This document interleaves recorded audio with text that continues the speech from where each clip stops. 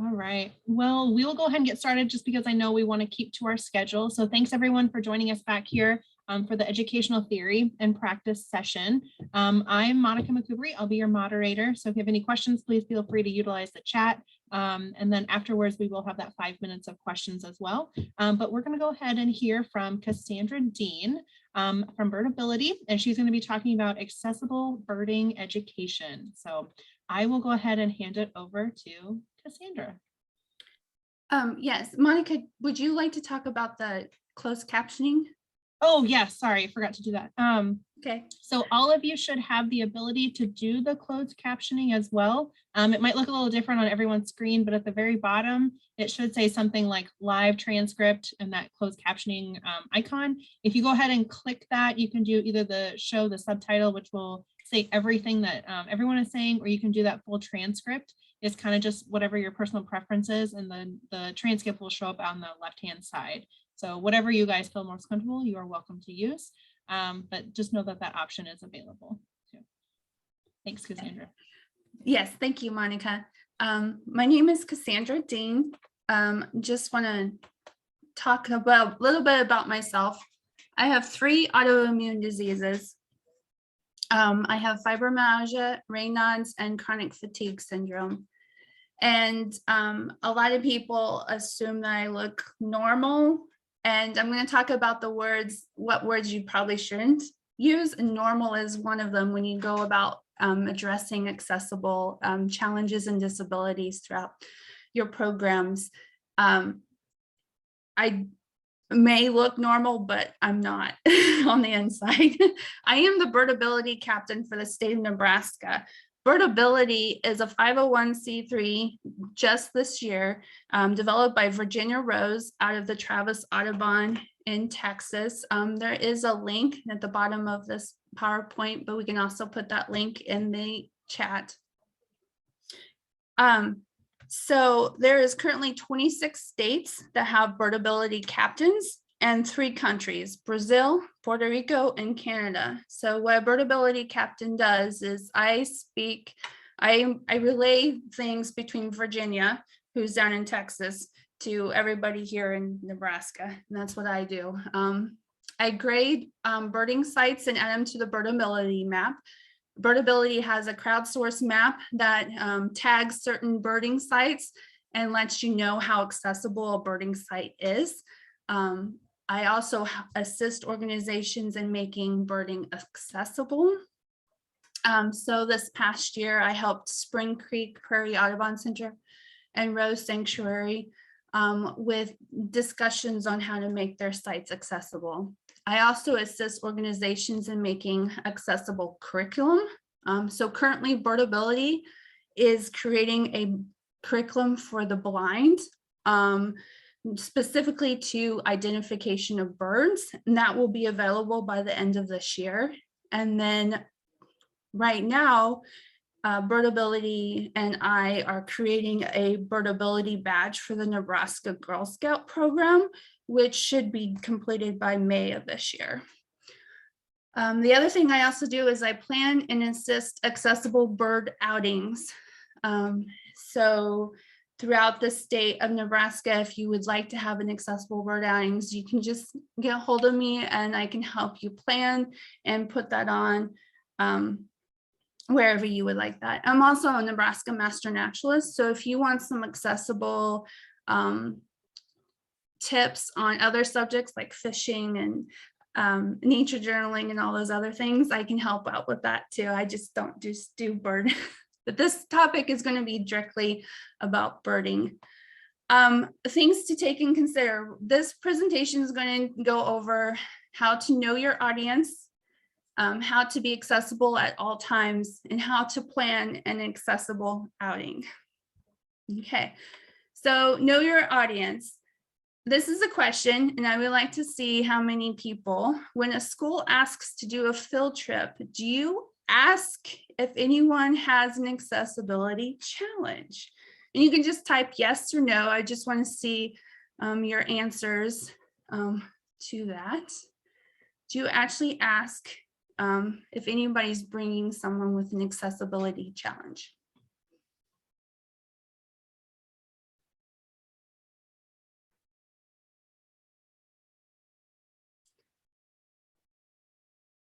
Yeah.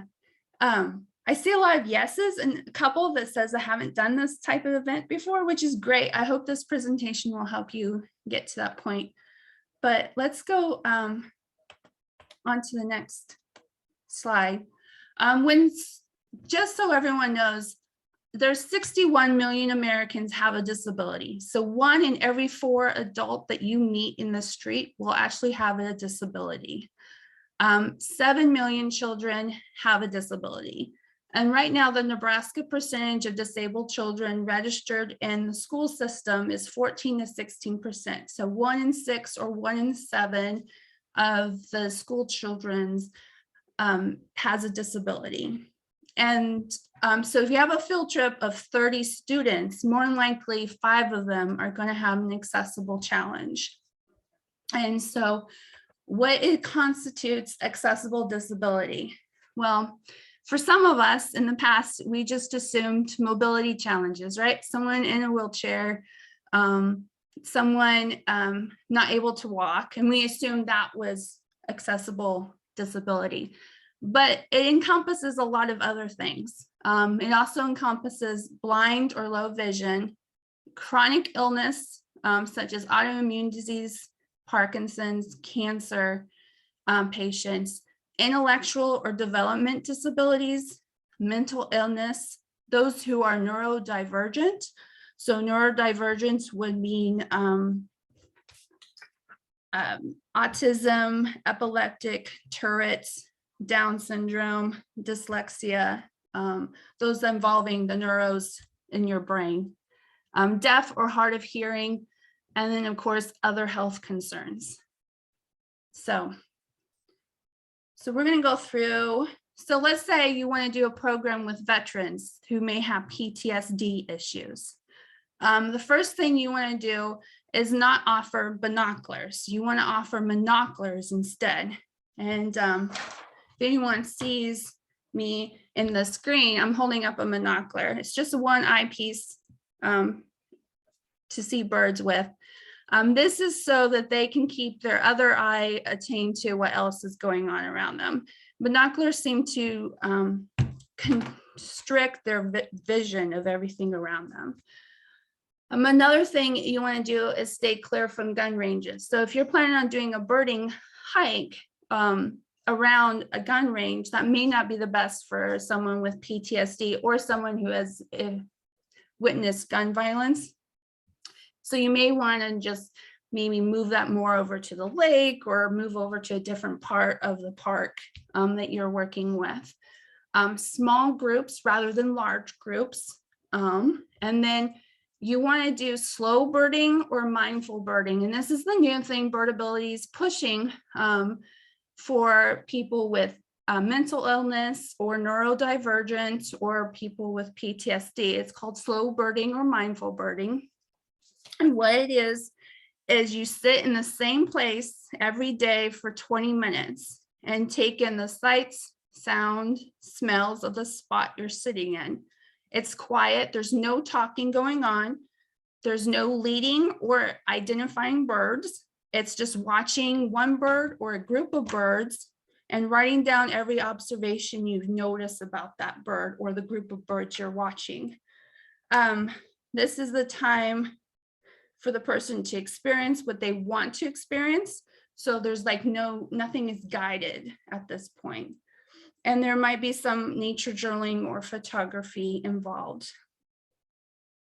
And veterans have to, they're hypervigilant, wanting to know everything that's going around at all times. When you do a slow birding or a mindful birding program, it actually slows down that hypervigilance that they tend to have. Hey, Cassandra, we had a really good question in the chat. Someone said that they recently worked at a nature preserve that was adjacent to a firing range. This was a big challenge and they could not fully remove those programs from that audible range. Is there something that you would suggest in that type of situation? Yes. So you can offer noise canceling headphones, and this will actually help in that situation. If you do offer noise canceling headphones, just remember that they're not going to be able to hear you. So you may want to do everything more visual, like visual cues,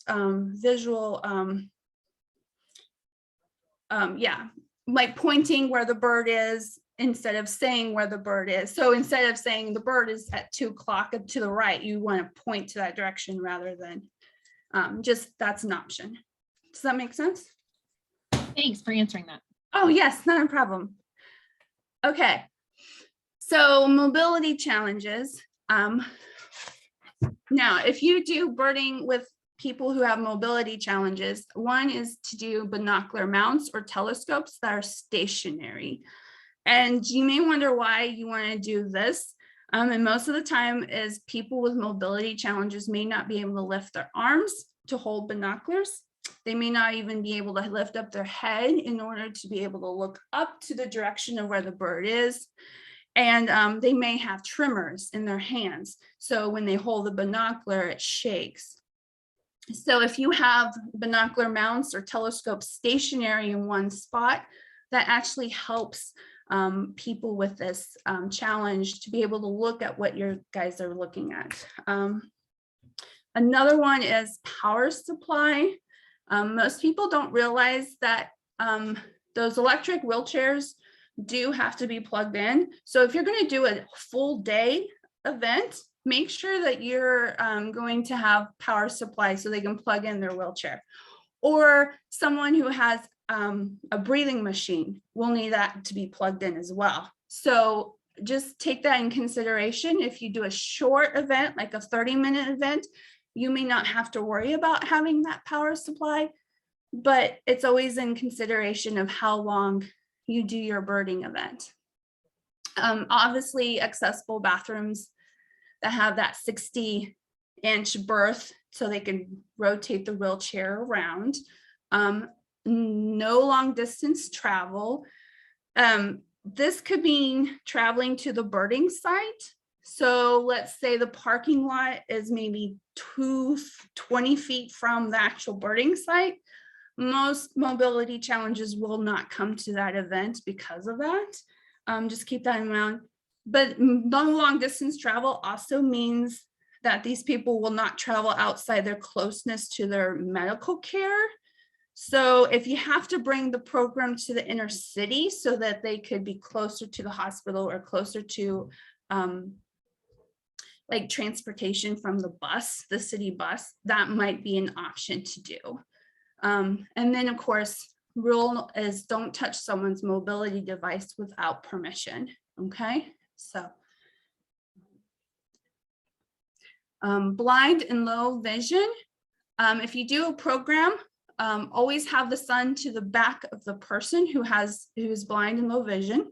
This will cut down contrast and glare. Birding by ear is a great program that you can do with blind and low vision. So strictly, it's just listening to the sounds and the noises of the songs of the birds. Use descriptive words. So when you're describing a bird to someone who has low vision, you might want to say the bird is, like, for example, the goldfinch is yellow. You might say it's yellow as the sun. Or if you want to do a bird like the titmouse, you can say it's small as a mouse. So use those descriptive words as often as you can when you're describing the birds to them. Always call the individual by name. This is out of more of a respect when you get their attention. Please don't say, hey, you, or the girl with the blue shirt. If you know their name, please use it. So if you're going to say, Amy, we're going to be moving on to the next site, that's the best way to do that. You can also tap on their shoulder just for a little bit, but it's always best to call them individual by name if you need to get their attention. Let's say you guys are walking on a path and you approach a bench that you want people to sit on for a 5-minute break. It's best to tap it for them so they can hear it and that they know that there is something there waiting for them, a bench. Another thing is signaling. You may want to signal by using your words. So like when you've stopped for a break, you might want to say signal, okay, we are going to begin our walk again. Or if you're going to stop, you're going to just say, we're going to be stopping in 1 foot ahead of us. So use those signaling by words. And then of course, tactile objects. So if you have 3D birds, those are really wonderful for people with blind and low vision to touch the bird, to feel where the beak is, to feel like how the beak is. Also raise dots on pictures. So if you like printed out a picture of a bird, so take some fabric paint and put dots on the outline of the bird, and then that way they can touch and feel that bird as well.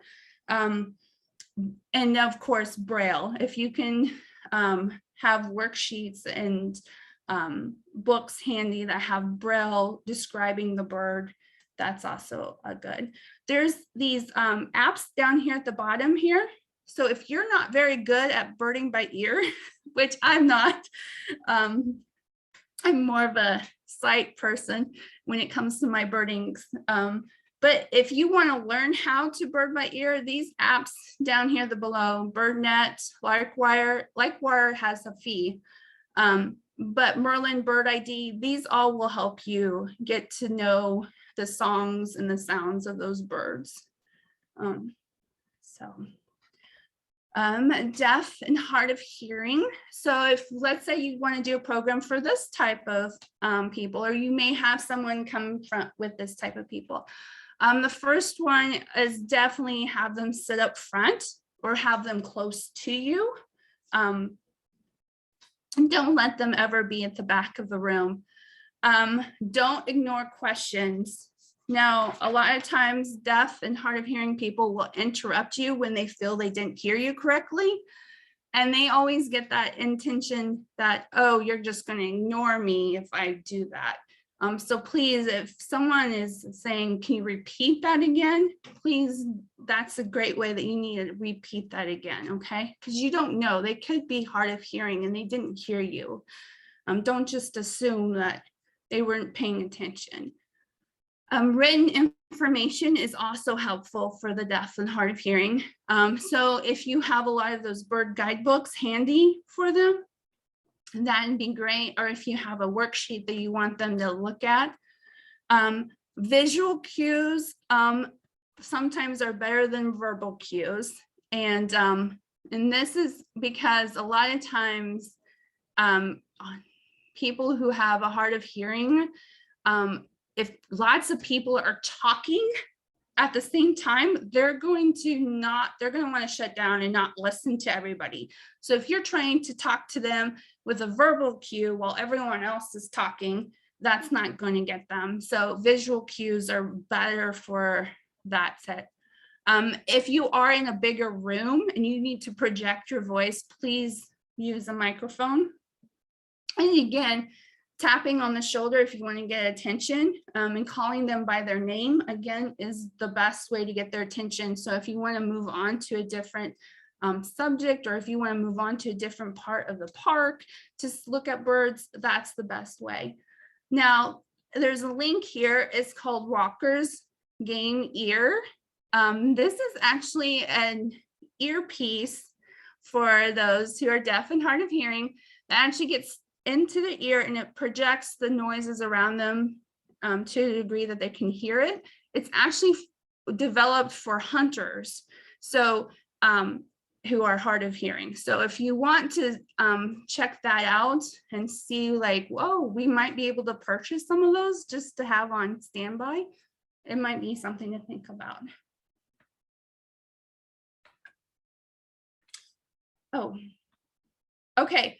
So autism and epileptic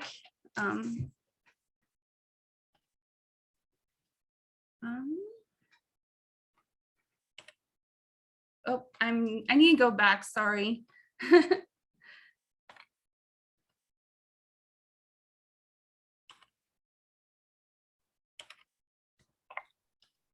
Is it not working? It's working. I just overstepped a piece of my.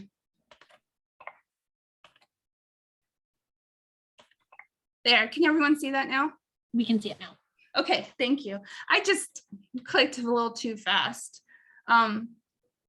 Autistic and epileptic.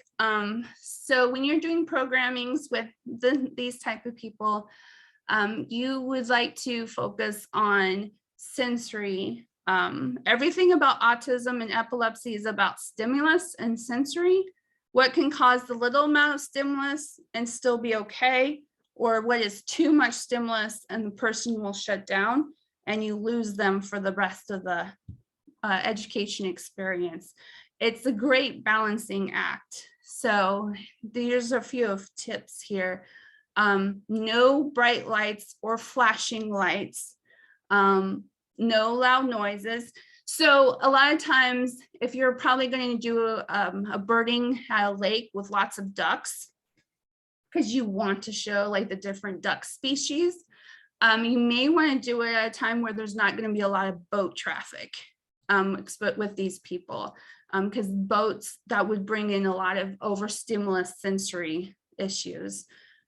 No large groups. Again, they're tactile. So if you have feathers for them to touch, if you have bird nests for them to touch, if you have 3D birds for them to touch, you want to get that tactile. Also, sit up front. These people like the one-on-one type of programming. So if they feel like they're get more out of being closer to you, you want to do that. Noise canceling headphones is one way. If you've seen a few people walk around with them, it's so they can limit those loud noises. And again, if they're using those noise canceling headphones, you want to do visual cues instead of verbal cues, but verbal cues are still good. And then time.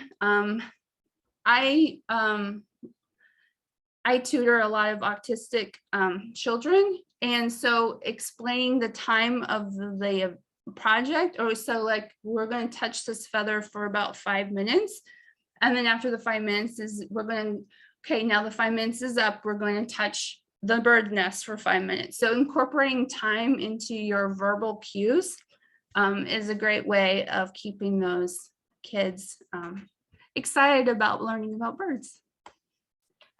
And so sometimes, though, a kid may just be overstimulants and they shut down. So then if that's possible, you might want to invest in some sensory bags. So Spring Creek Prairie has started having these sensory bags for rent for this purpose. So what's in a sensory bag? Well, you can have those noise canceling headphones, binoculars or monoculars, it's your choice, fidget spinner or poppets, because remember, autistic, epileptic people, they have to have that tactile touch. Paper and pencil is always good, because when they shut down, they're not going to talk to you. So having that way of communication with them, so paper and pencil, so you can write notes back and forth. A bird book, so they can, even though they're not paying attention to you leading the bird lesson, they're still learning about birds on their own through reading the bird book or touching the bird book. Or if they want to show you a picture of a bird in that book that they want to help find, that's a way of getting them back into the program you might be teaching. And then of course, sunglasses. That way that glare, those no bright lights, flashing lights can be avoided. Hiking. So this picture here is of an accessible trail sign, and I would love to have all hiking trails have signs like this, but some of them don't, which is fine. So when you are going to have, like you guys are going to hike into parts of the forest to look at birds, then you are going to need to have the trail information ahead of time. And so when I mean by trail information, you need to have the trail slope, the trail width, the distance of the trail, and the surface type. Now, You will also need trail information will also include other users like bicyclists, dogs, horses, and motor carts. That way, if people with accessibility challenges want to use it, they'll understand that the trail is being shared with other people. A lot of times this does deter people from coming to the events, but it's always good to have that ahead of time and knowing that option so that they can say, yeah, I can probably handle a few bikes on that trail too. So you can have that trail information on the website before they come, or on the brochure or flyer that you handed out, or even if you are giving a speech before you go, look at these birds, you could just say, okay, we are now going to go on this trail. This trail is a mile long. It has a paved surface. If you feel comfortable coming along, and just having that at the beginning of your speech is going to be neat. Also, meet up near accessible parking stalls and restrooms. This is very key because a lot of times with accessibility issues, knowing that they can come back if they get too tired, or knowing if they can come back and use the restroom if they need to, is always a great thing to know. If you just start meeting up at a certain place that doesn't have parking stalls or restrooms, you may not get those accessible people coming as often as you probably would like. Take a 5-minute rest at a bench. Always, I know some people are wanting to like do the bird activity so we can go move on to the next naturalist activity. But always, when you're at a bench, take the 5-minute rest at all times. It doesn't matter because a lot of accessibilities, like people with chronic fatigue, like I do, we have to sit down for a bit to rest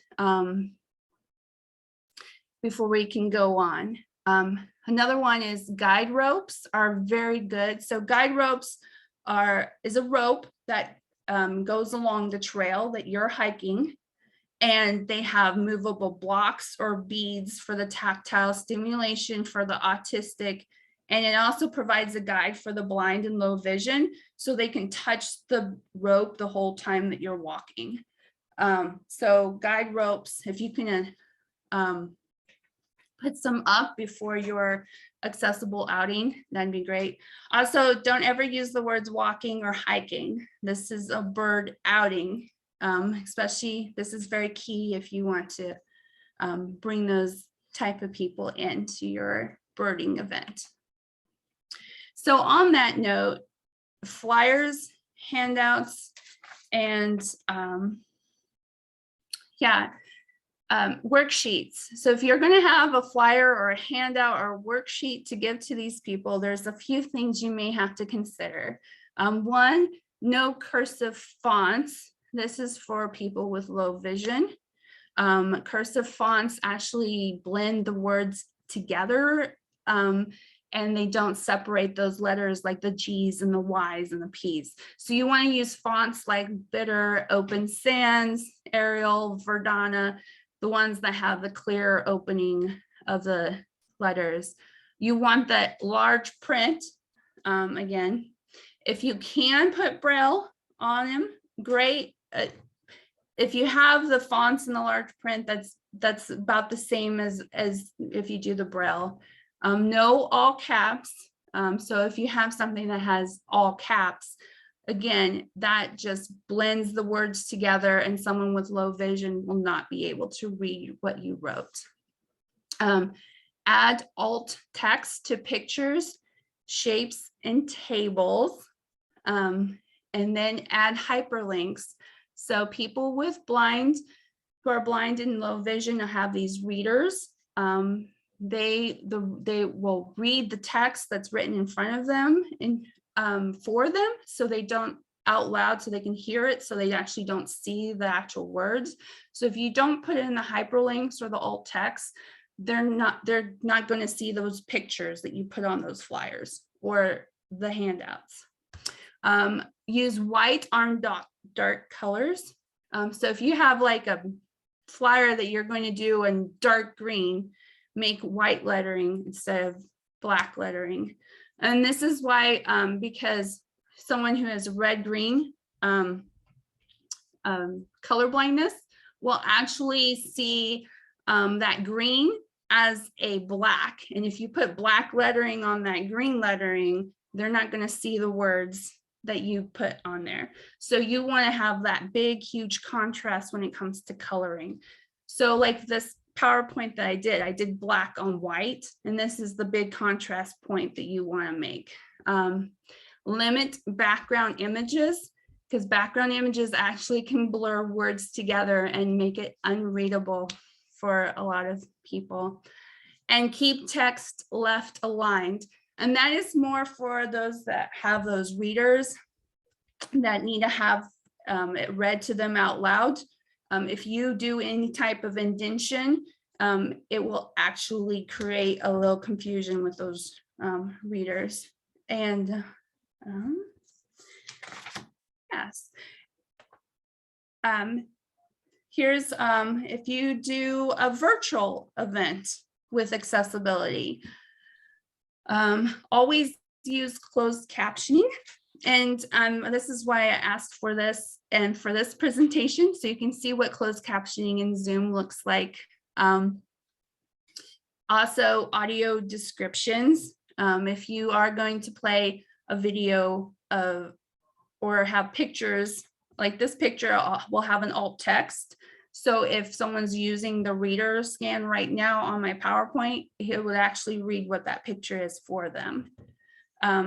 Post video, when you post your video, post the transcript, okay?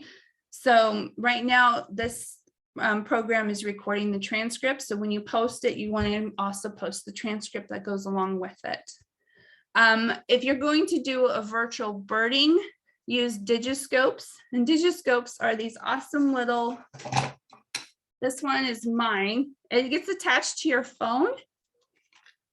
And then it just zooms in on the bird. And some of them are a little bit bigger. You can actually attach bigger ones like the monocular, and it will just zoom in. So when you're doing a zoom on your phone with a birding event, you want to use these digiscopes. And then again, alt text. Now, if you don't know how to attach alt text or closed captioning or transcripts, this actually YouTube Accessibility is Cool will actually give you like a 30-minute, well, actually a 60-second lesson on how to do transcripts and how to do closed captioning.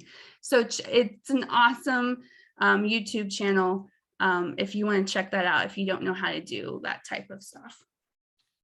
Cassandra, we did have one question about your flyers and stuff. Someone asked, what about bullet points? Are those okay? Yes, bullet points are okay. So what happens is in a Word document, I'm not sure if in PowerPoint,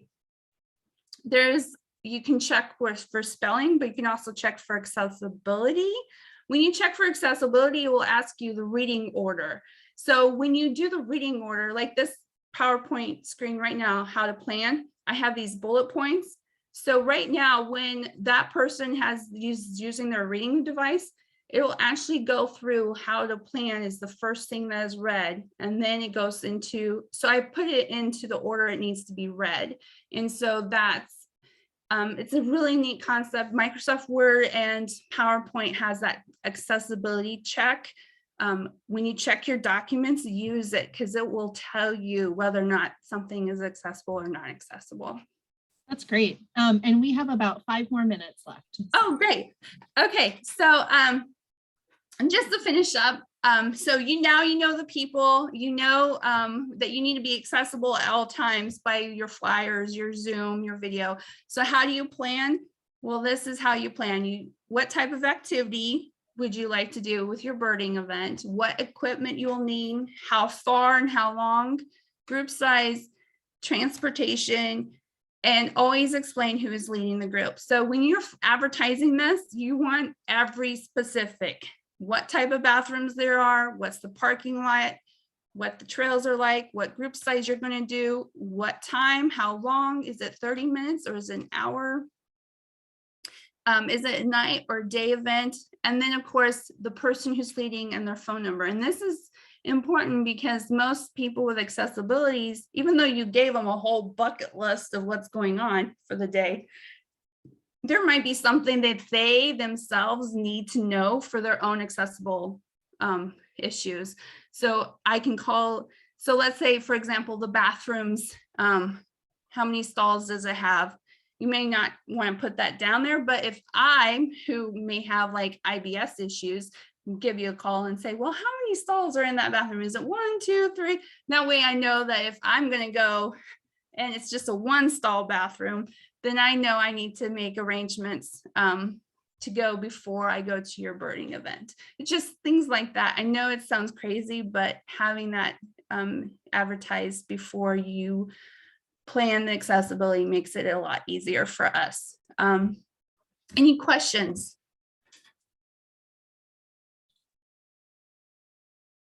Anyone has any questions, please feel free to unmute yourself and ask, or type them in the chat.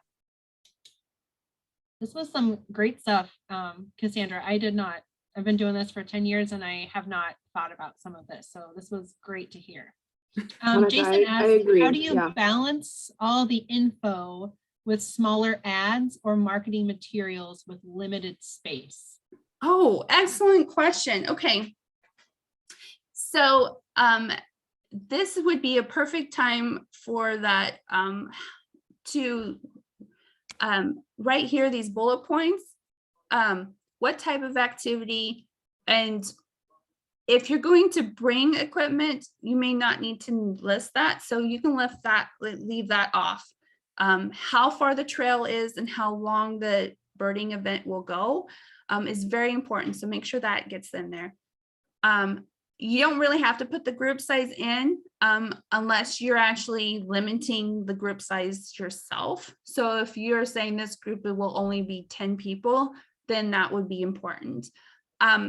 Transportation, I'm sure everyone knows if this is a LinkedIn event or if you're having it out at Spring Creek, you know that there's no transportation. So that you don't have to worry about putting on a flyer. It's just knowing what to put on the flyer and what not to put on the flyer. I know that's a lot, but when you have your name and your phone number, those other questions can come up. So for example, if someone wants to go to your birding event and they need a van accessible parking stall and you didn't put that on your flyer, they're going to call you and ask you about that. So that's why it's very important to put your name and your number so that they can ask you for those things that may have been missed or may not been put in because you have a limited space. Does that make sense?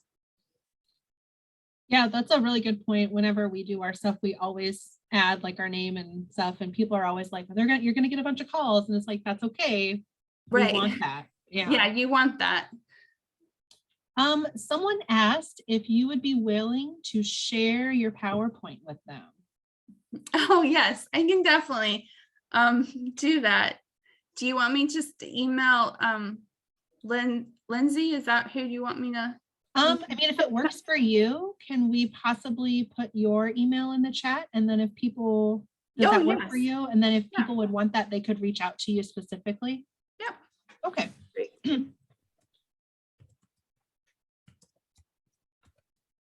And Cassandra, I just want to echo how great this presentation was, and something I think of, like Monica said, in this field for 10 years, we can always learn how we can be more accessible to everyone. Mm-hmm. And I like all the points that you brought up today, because it's not pinpointing one certain kind of accessibility issue, but the greater transparency we can have with our programming and all that stuff. You know, we can reach people who we didn't even know might have had an issue, and they don't have to come forward and let us know that, but we are just being more accessible to everyone. I really like, this is a lot of really good stuff to think about, and I thank you very much. Oh yes, you're welcome. That's what being a birdability captain does, is I'm supposed to get that information out to you guys and let you know that this is a group that's been overlooked for the last 30 years. And it's time that we we look at them a little bit closer and let every one of us know that we do want to enjoy birding. We do want to go to your events, but a lot of times we get told no because of things that you may not even considered it was a no for us. That's a So, good point. Excellent. yeah. So, All right. Anyone else have any other questions for Cassandra? Or we have a couple extra minutes if someone is interested or has questions. Yeah, thanks, Cassandra. Again, this was great. A lot of good comments in the chat.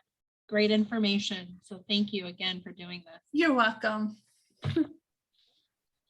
I had more of a comment, not so much a question. I run a food forest and we have nut trees and some kids have nut allergies.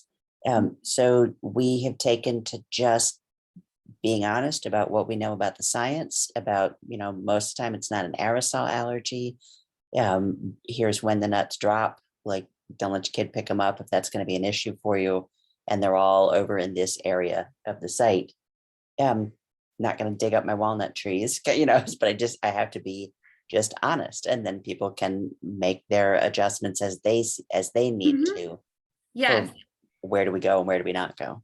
That is perfect. Thank you for that great example. Being honest is what's going to help us determine if we can be involved in your program or not. And that's all you have to be is, hey, if you're going to do a program where there is no bathrooms, that's not going to hurt my feelings, but it's good to know that I have to take my own precautions when I come to your event.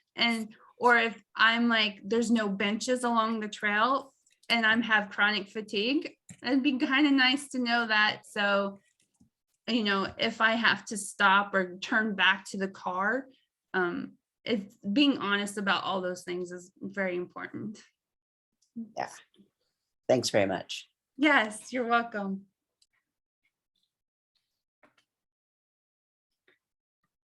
All right.